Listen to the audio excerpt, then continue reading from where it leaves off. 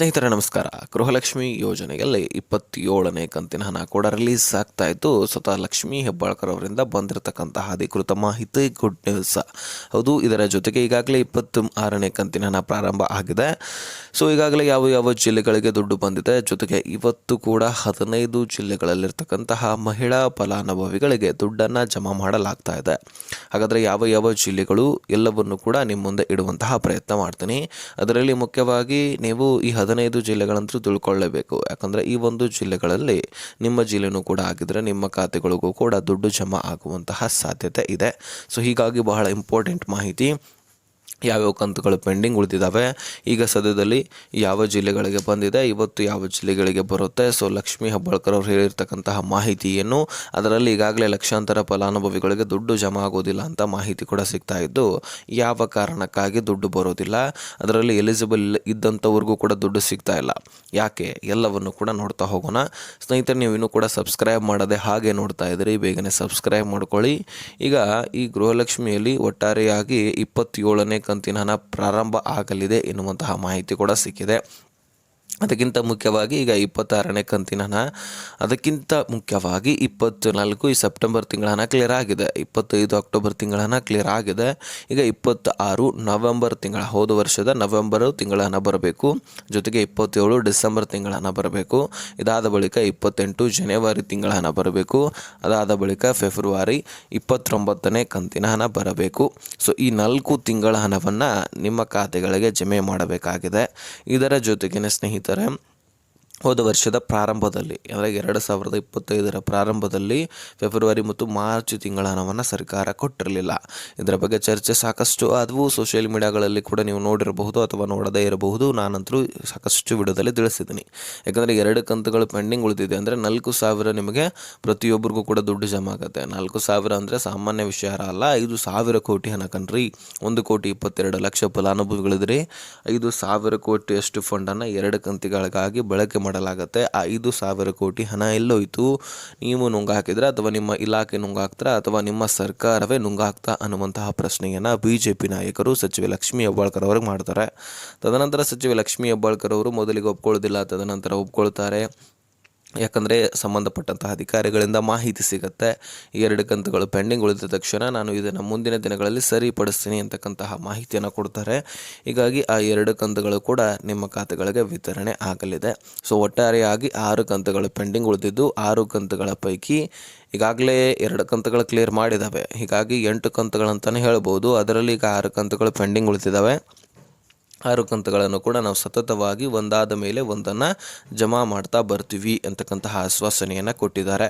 ಈಗ 26 ಮತ್ತು 27 ಅಂದರೆ ನವೆಂಬರ್ ಡಿಸೆಂಬರ್ ಆದ ಬಳಿಕ ಡೈರೆಕ್ಟಾಗಿ ಹೋದ ವರ್ಷದ ಫೆಬ್ರವರಿ ಮಾರ್ಚ್ ತಿಂಗಳ ಹಣವನ್ನು ಕ್ಲಿಯರ್ ಮಾಡ್ತಾರೆ. ತದನಂತರ ಜನವರಿ ಅಂದರೆ ಈ ವರ್ಷಕ್ಕೆ ಬರ್ತಾರೆ. ಹಾಗಾಗಿ ಈಗ ನವೆಂಬರ್ ತಿಂಗಳ ಹಣ 2,500 ಕೋಟಿ ಆಲ್ರೆಡಿ ಹಣಕಾಸು ಇಲಾಖೆಯಿಂದ ಮಹಿಳಾ ಮತ್ತು ಮಕ್ಕಳ ಕಲ್ಯಾಣ ಇಲಾಖೆಗೆ ಬಿಡುಗಡೆ ಆಗಿದೆ. ಆ ಒಂದು ದುಡ್ಡು ಕೂಡ ನಿಮ್ಮ ಖಾತೆಗಳಿಗೆ ಜಮಾ ಆಗಲಿಕ್ಕೆ ಪ್ರಾರಂಭಿಸಿದ್ದಾರೆ ಎನ್ನುವಂತಹ ಮಾಹಿತಿ ಕೂಡ ಸಿಕ್ಕಿದ್ದು, ಅದರಲ್ಲಿ ಬೆಂಗಳೂರು ನಗರ ಮತ್ತು ಬೆಂಗಳೂರು ಗ್ರಾಮಾಂತರ ಈ ಜಿಲ್ಲೆಗಳಿಗೆ ಹೆಚ್ಚಾಗಿ ದುಡ್ಡು ಜಮಾ ಆಗುವಂಥದ್ದು ಪ್ರಾರಂಭವೇ ಅಲ್ಲಿಂದನೇ ಸ್ಟಾರ್ಟ್ ಆಗುತ್ತೆ. ಯಾಕಂದರೆ ಅಲ್ಲಿ ಕೂಡ ಟ್ರಯಲ್ ನಡೆಯುತ್ತೆ. ಯಾಕಂದರೆ ಬೆಂಗಳೂರು ನಗರ ಮತ್ತು ಬೆಂಗಳೂರು ಗ್ರಾಮಾಂತರ ಸುತ್ತಮುತ್ತ ಇರತಕ್ಕಂತಹ 35 ತಾಲೂಕು ಗ್ರಾಮ ಪಂಚಾಯಿತಿಗಳಿಗೆ ಮಹಿಳಾ ಮತ್ತು ಮಕ್ಕಳ ಕಲ್ಯಾಣ ಇಲಾಖೆ ದುಡ್ಡನ್ನು ಕಳುಹಿಸಿರುತ್ತೆ.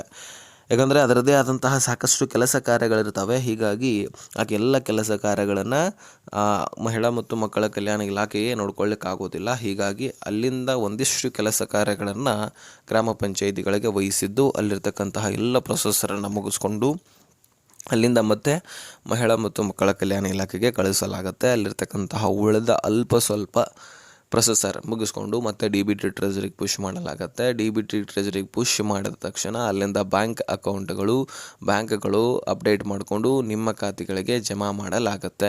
ಇದಿಷ್ಟು ಪ್ರೊಸೆಸರು ಪ್ರತಿಯೊಂದು ಕಂತಿನಲ್ಲಿ ನಡೀತಾ ಇರತ್ತೆ. ಅದಾದ ಬಳಿಕ ಈ ಕಂತು ಕ್ಲಿಯರ್ ಆಯಿತು, ಇಷ್ಟು ಮಹಿಳೆಯರಿದ್ದರು, ಇಷ್ಟು ದುಡ್ಡು ಖರ್ಚು ವೆಚ್ಚ ಆಯಿತು ಅಂತ ಹೇಳ್ಬಿಟ್ಟು ಫೈಲ್ ರೆಡಿಯಾಗಿ ಅದು ವಾಪಸ್ಸು ಹಣಕಾಸು ಇಲಾಖೆಗೆ ಕಳುಹಿಸಲಾಗುತ್ತೆ. ಇಷ್ಟೆಲ್ಲ ಪ್ರೊಸೆಸರ್ ಇರುತ್ತೆ. ಇದನ್ನೆಲ್ಲವೂ ಕೂಡ ನಿಮ್ಮ ಗಮನದಲ್ಲಿ ಇರಬೇಕು. ಯಾಕಂದರೆ ಒಂದು ಕಂತನ್ನು ರಿಲೀಸ್ ಮಾಡಬೇಕಂದ್ರೆ ಎಷ್ಟೆಷ್ಟು ಪ್ರೊಸೆಸರ್ ಇರ್ತಾವೋ ಅದೆಲ್ಲವೂ ಕೂಡ ನಿಮಗೆ ಗೊತ್ತಾಗಬೇಕಲ್ವಾ. ಹಾಗಾಗಿ ಇದರ ಬಗ್ಗೆ ನಾನು ತಿಳಿಸಿದ್ದೀನಿ. ಇನ್ನು ಯಾವತ್ತು ಯಾವ ಜಿಲ್ಲೆಗಳಿಗೆ ಅಂದರೆ ಬೆಂಗಳೂರು ನಗರ, ಬೆಂಗಳೂರು ಗ್ರಾಮಾಂತರ, ವಿಜಯನಗರ, ಧಾರವಾಡ, ಯಾದಗಿರಿ, ಉತ್ತರ ಕನ್ನಡ, ದಕ್ಷಿಣ ಕನ್ನಡ, ದಾವಣಗೆರೆ, ಉಡುಪಿ, ತುಮಕೂರು, ಚಿತ್ರದುರ್ಗ, ಚಿಕ್ಕಮಗಳೂರು, ಶಿವಮೊಗ್ಗ, ಬೀದರ, ಮಂಡ್ಯ, ಕೊಪ್ಪಳ ಈ ಎಲ್ಲ ಜಿಲ್ಲೆಗಳಿಗೆ ದುಡ್ಡು ರಿಲೀಸ್ ಆಗ್ತಾ ಇದ್ದು, ಈ ಒಂದು ಜಿಲ್ಲೆಗಳಲ್ಲಿ ನಿಮ್ಮ ಜಿಲ್ಲೆನೂ ಕೂಡ ಇರಬಹುದಂತ ನಾನು ಅನ್ಕೊಳ್ತೀನಿ. ಉಳಿದಂತಹ ಜಿಲ್ಲೆಗಳಿಗೆ ಜಮಾ ಆಗೋದಿಲ್ಲ ಅಂತೇನಿಲ್ಲ, ಖಂಡಿತವಾಗ್ಲೂ ಜಮಾ ಆಗುತ್ತೆ, ಆದರೆ ಟೈಮ್ ತಗೊಳುತ್ತೆ. 1 ತಿಂಗಳ ಹಣ ಕ್ಲಿಯರ್ ಆಗಲಿಕ್ಕೆ ಸುಮಾರು 10 ರಿಂದ 15 ದಿನ ಟೈಮ್ ಬೇಕೇ ಬೇಕು ಅಂತ ಸಚಿವ ಲಕ್ಷ್ಮೀ ಹೆಬ್ಬಾಳ್ಕರ್ ಅವರು ಹೇಳಿದ್ದಾರೆ. ಇಲ್ಲಾಂದರೆ ತಾಂತ್ರಿಕ ದೋಷ ಆಗುತ್ತೆ. ಸ್ಪೀಡಾಗಿ ಜಮಾ ಮಾಡಿದ್ರೆ ತಾಂತ್ರಿಕ ದೋಷ ಇನ್ಯಾವುದೋ ದೋಷ ಆಗಬಹುದು, ಹೀಗಾಗಿ ಮತ್ತಷ್ಟು ಡಿಲೇ ಆಗುತ್ತೆ. ತಾಂತ್ರಿಕ ದೋಷ ಆದರೂ ಸಹಿತ ಅಲ್ಲಿ ಸರಿಪಡಿಸಲಿಕ್ಕೆ ಈ ಗವರ್ನರ್ಸ್ ಅವರು ಇರ್ತಾರೆ, ಆದರೆ ಮತ್ತಷ್ಟು ಕೊರತೆ ಯಾಕೆ? ಹೀಗಾಗಿ ಸ್ಲೋವಾಗಿ ಜಮಾ ಮಾಡಲಿ, ನಮ್ಮ ಮನವಿ ಕೂಡ ಅದೇ. ಆದರೆ ಪ್ರತಿಯೊಂದು ಕಂತನ್ನು ಬೇಗ ಕ್ಲಿಯರ್ ಮಾಡಲಿ ಅಂತ ಮನವಿ. ಒಂದೊಂದು ತಿಂಗಳಲ್ಲಿ 2 ಕಂತುಗಳನ್ನು ಕೂಡ ಕ್ಲಿಯರ್ ಮಾಡಿದ್ರು 3 ತಿಂಗಳಲ್ಲಿ ಎಲ್ಲ ಕಂತುಗಳು ಕ್ಲಿಯರ್ ಆಗುತ್ತೆ. ಮತ್ತು ಉಳಿದಂತಹ ಕಂತುಗಳನ್ನು ಮತ್ತೆ ಸ್ಪೀಡಾಗಿ ಜಮಾ ಮಾಡಿದ್ರೆ ಮುಗಿದು ಹೋಗುತ್ತೆ. ಸೊ ಇಷ್ಟು ಸರ್ಕಾರ ಮಾಡಬೇಕಾಗಿರ್ತಕ್ಕಂತಹ ಕೆಲಸ. ಪ್ರೆಷರ್ ಅಂತೂ ಇದ್ದೇ ಇರುತ್ತೆ, ಯಾಕಂದರೆ ಹಣಕಾಸು ಇಲಾಖೆ ಸರಿಯಾಗಿ ದುಡ್ಡು ಕೊಡ್ತಾ ಇಲ್ಲ ಅಂತ ಹೇಳ್ಬಿಟ್ಟು ಸಚಿವ ಲಕ್ಷ್ಮೀ ಹೆಬ್ಬಾಳ್ಕರ್ ಅವರು ಮೊನ್ನೆ ಚಳಿಗಾಲದ ಅಧಿವೇಶನದಲ್ಲಿ ಕೂಡ ಹೇಳ್ತಾರೆ. ಹೀಗಾಗಿ ಹಣಕಾಸು ಇಲಾಖೆಯ ಮೇಲೆ ಆರೋಪ ಬಂದಂಗೆ ಆಗುತ್ತೆ. 7,500 ಕೋಟಿ ಹಣವನ್ನು ಒಮ್ಮೆಲೆ ಬಿಡುಗಡೆ ಮಾಡಿ ತಗೊಳ್ಳಿ, 3 ಕಂತುಗಳನ್ನು ಕ್ಲಿಯರ್ ಮಾಡಿಬಿಡಿ ಅಂತ ಹಣಕಾಸು ಇಲಾಖೆ ಹೇಳುತ್ತೆ. 7,500 ಕೋಟಿ ಅಂದರೆ ಒಂದು ಕಂತಿಗೆ 2,500 ಕೋಟಿ ಬೇಕು, 2 ಕಂತಿಗಳಿಗೆ 5,000 ಕೋಟಿ, 3 ಕಂತಿಗಳಿಗೆ 7,500 ಕೋಟಿ. ಇಷ್ಟು ಫಂಡನ್ನು ನಿಮ್ಮ ಖಾತೆಗಳಿಗೆ ಬಿಡುಗಡೆ ಮಾಡಲಿಕ್ಕೆ ರಿಲೀಸ್ ಮಾಡಿದೆ. ಸೊ ಅದರಲ್ಲಿ ಈಗಾಗಲೇ 24, 25 ಕ್ಲಿಯರ್ ಆಗಿದೆ. ಈಗ 26ನೇ ಕಂತಿನ ಹಣ ಕೂಡ ಕ್ಲಿಯರ್ ಆಗುತ್ತೆ. ಅದಾದ ಬಳಿಕ ಮತ್ತೆ ಒಮ್ಮೆಲೆ ಎಷ್ಟು ದುಡ್ಡನ್ನು ರಿಲೀಸ್ ಮಾಡುತ್ತೆ ಅನ್ನುವಂಥದ್ದನ್ನು ನಾವು ಕಾಯ್ದು ನೋಡಬೇಕು. ಇನ್ನು ಸ್ನೇಹಿತರೆ, ಬಹಳಷ್ಟು ಮಹಿಳೆಯರು ದುಡ್ಡನ್ನೇ ರಿಲೀಸ್ ಆಗ್ತಾ ಇದೆ, ಆದರೆ ನಿಮ್ಮ ಖಾತೆಗಳನ್ನು ನೀವು ಚಾಲ್ತಿಯಲ್ಲಿ ಇಟ್ಕೊಂಡಿಲ್ಲವಂತೆ. ಸೊ ನಾನು ಇದ್ರ ಬಗ್ಗೆ ಹೇಳಿದ್ದೀನಿ ಈಗಾಗಲೇ, ಆದರೆ ಸಚಿವೆ ಲಕ್ಷ್ಮೀ ಹೆಬ್ಬಾಳ್ಕರ್ ಅವರು ಕೂಡ ಇದ್ರ ಬಗ್ಗೆ ತಿಳಿಸಿದ್ದಾರೆ. ನಿಮಗೆ ಲಕ್ಷಾಂತರ ಮಹಿಳೆಯರ ಬ್ಯಾಂಕ್ ಅಕೌಂಟ್ಗಳು ಚಾಲ್ತಿಯಲ್ಲಿ ಇಲ್ಲವಂತೆ. ಅದರಲ್ಲಿ ಹಳ್ಳಿಯಲ್ಲಿರ್ತಕ್ಕಂತಹ ಮಹಿಳೆಯರು ಆನ್ಲೈನ್ ಟ್ರಾನ್ಸಾಕ್ಷನು ಅಥವಾ ಬ್ಯಾಂಕ್ಗಳಿಗೆ ಹೋಗಿ ಆಫ್ಲೈನ್ ಟ್ರಾನ್ಸಾಕ್ಷನು ಮಾಡಿಸೋದೇ ಇಲ್ಲ.